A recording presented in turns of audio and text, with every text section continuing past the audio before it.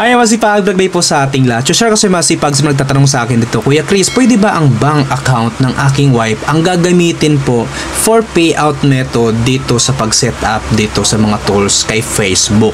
So, yan po yung sasagutin natin masipag, kasi meron pong nagtanong sa atin yan.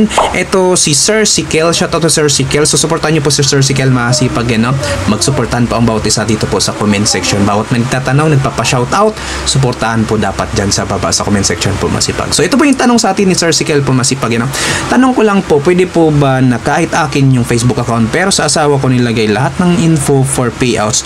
Please respond po agad. So, yan po yung katanungan sa atin ni Sir Sikel po masipag, Maganda itong katanungan niya masipag kasi marami po mga kapwa natin content creator dito masipag, na wala pa pong PIN number or hindi pa po nakapaghanda or ready ng bank account or PayPal, wala pa po, gagawa pa lang po masipag, Paano ba mag-set up? Ano ba yung kailangan kung tayo ay for set up na conversation tools dito kay Facebook sa ads on Reels, in-stream ads, subscriptions at stars. So, kailangan kasi natin dito masipag, yung ating i-present na ID, yung ating personal info at yung ating bank account or PayPal or ating PIN number po for tax information na isa-submit para ma-aprobahan po tayo dito po masipag, para tayo po kikita dito kay Facebook. So, pwede ba na ating wife o ibang tao masipag yung kanilang bank account?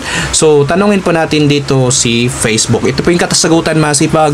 Use your own information. Use your own name and information for the payout account to avoid any potential issues with verification or tax implication po masipag. So, dito masipag, ang gusto po ni Facebook, mas maganda talaga na sa atin po talaga yung mga isa-submit natin dito sa pag-set up natin conversation dito sa mga tools kay Facebook. Sa atin po yung i-represent na ID po, yung personal info, sa atin po yung masipag, at sa atin na rin po yung bank account, mas maganda, at yung TIN number sa atin po masipag. Kung ano yung pangalan ng Facebook account na yun, yung identity na pinipresent nyo pong pangalan, kung ano yung pangalan doon masipag, kung sino yung owner nun, mas maganda na ang i-represent niya po na sa pag-submit, sa pag-set up dito sa tools na to na kay Facebook ay dapat sa iyo po yung mga pangalan na yun para hindi tayo magkakaaberya, hindi po tayo magkakaroon ng issue sa pag-sahod natin dito kay Facebook po masipag, pag kumita po tayo dito, So, smooth transaction po tayo dito pagka ganon, sa atin po yung pangalan, email ad, yung address, yung account number po masipag, at yung TIN number po na i-present po, mas maganda. Pero Kuya Chris, pwede ba sa ibang tao? Yan po, ito po yung kasagutan din naman dyan.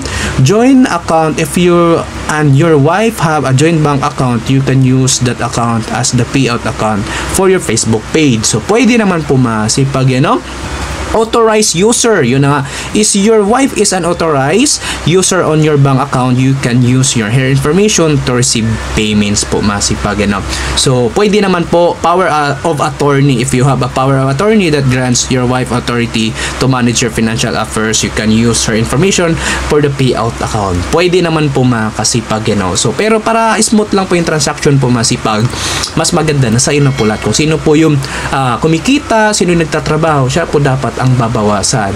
Pero kung gagamitin po yung bank account din yung wife po makasipag, pwede naman po, at yun na nga po masipag, kinakailangan may authorize.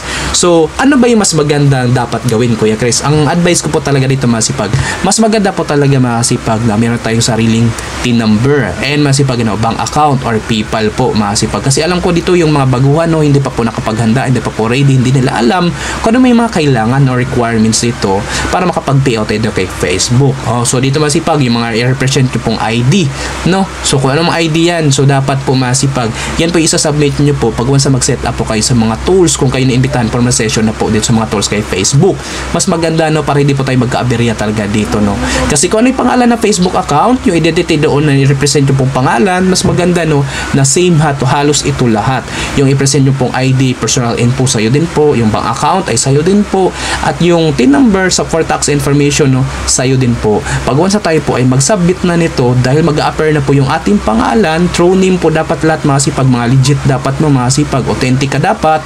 Pag once na-submit na, ma-aprobahan po ito agad-agad po masipag. So, kinakailangan mo lang talaga dito ay magtrabaho para kumita, para ma-payout, smooth transaction, para hindi po magkaka-issue po sa inyong payout po masipag. So, yan lang po masipag. Ako po si Chris TV, yan po yung ma-advise ko po sa inyo dito, at sana po meron ka natutunan at sana po naintindihan nyo to. At kung nagustuhan yung video masipag, para support nyo po sa ating ating YouTube channel na Kasipag Vlog po mga sipag. Nasama rin po ating Kuya Chris Davey po mga sipag. Subscribe nyo po mga sipag. At pindutin na po ang notification button para sa bago video upload. At kung meron ko suggestion at kanon masipag, mag-comment down sa baba para pag nabasa ko yun sa sagot nyo at magagawin po natin ng content video na lang sipag. At huwag po kalimutan mag-like at share mga sipag. Maraming salamat sa panood.